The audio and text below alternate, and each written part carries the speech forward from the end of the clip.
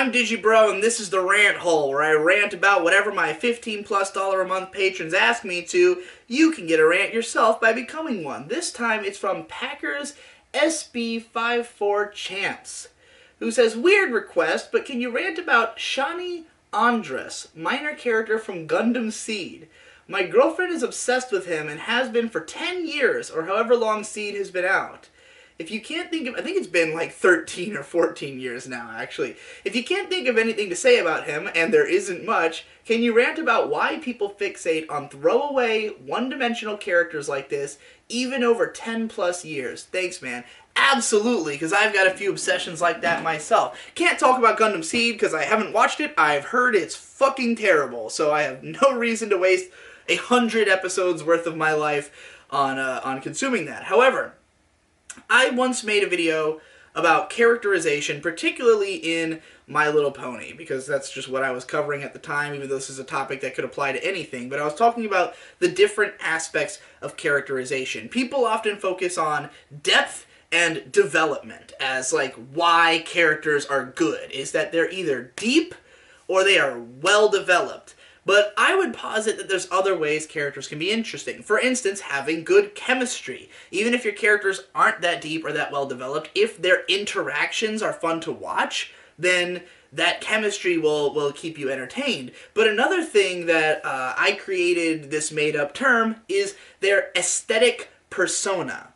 The idea that these characters are developed to have a sort of idea of who the character is. It's not so much about how fleshed out that idea is, or even how, you know, well delivered it is, how well developed the character is. It's just about presenting a character who fulfills a certain need that the audience member has. And sometimes we have such specific things that we want from a character that even if we end up with a character who is practically a non-character, as long as they have that aesthetic persona that resonates with us for some reason, then we gravitate towards them. For instance, I'm a huge fan of the character Tsukuyomi Komoe from A Certain Magical Index, who is the teacher.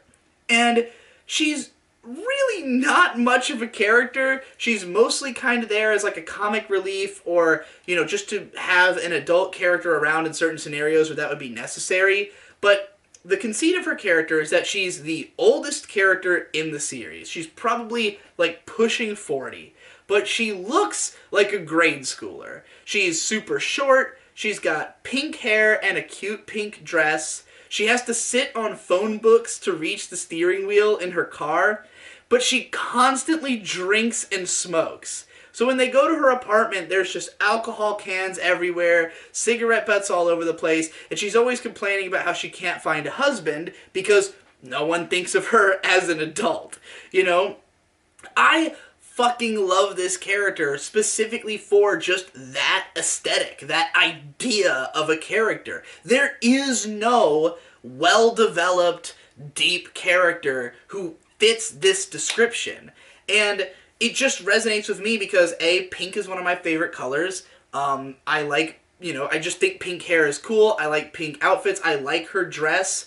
I am a fan of, just generally, I'm just into women's fashion, so, or like just girl clothes, I should say. I won't even call it fashion. I just like her clothes. I like the way she looks. You know, I am a big fan of the idea of what I call paleo lollies. I didn't come up with that, incidentally. That was Anime Critique, the anime blogger. But, the idea of someone who looks younger than they are. And a big part of that is because in spite of the way that I look now, where I look probably older than I am, when I was growing up, if you've seen my video, proof that I was once a lolly shota, like, I looked like a little girl up until I was 14 years old, and I was the shortest, smallest kid in my class, and the youngest, every single year. My birthday's in August. I was always like this, literally the second shortest person, second from the bottom on class pictures. Always one girl was shorter than me, but, like, you know, I'm like identify in my mind, because I grew up this way, as like a shrimpy, small, girly looking kid.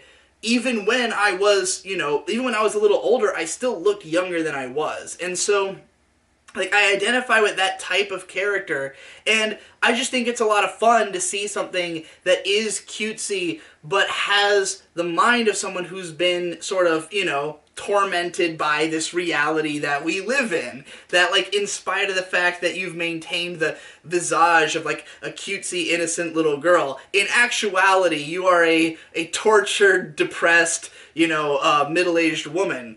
And that's what I love about Komoi. I love that she drinks and smokes because those things suggest something to me. As someone who drinks and smokes, I can connect with why someone would do those things, why this character would be filling her life with these sort of sins, And the complete package is just a lot of fun, even if this character barely has dialogue in the show, barely ever shows up.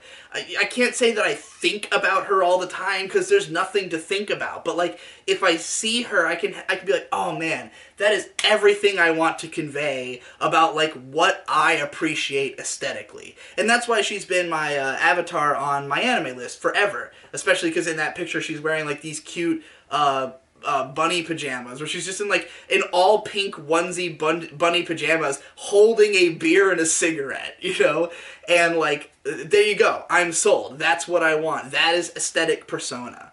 But that's probably why your girlfriend's obsessed with this character. For whatever reason, there's something about maybe the way he talks, maybe the voice acting, maybe just his outfit or his hair. Gundam Seed has a lot of really popular characters in spite of the fact that it has probably, I won't say he's one of the worst character designers, but one of the worst cases of same face and same design in general that any character designer has is across that guy's career. But the Gundam Seed characters were insanely popular in, like, New Type magazine, always winning, like, all the character polls for years after the show was over. It's one of those odd shows that, even though most critics consider it trash, for whatever reason, it has a very obsessive fan base that, has continued to care for an absurd amount of time.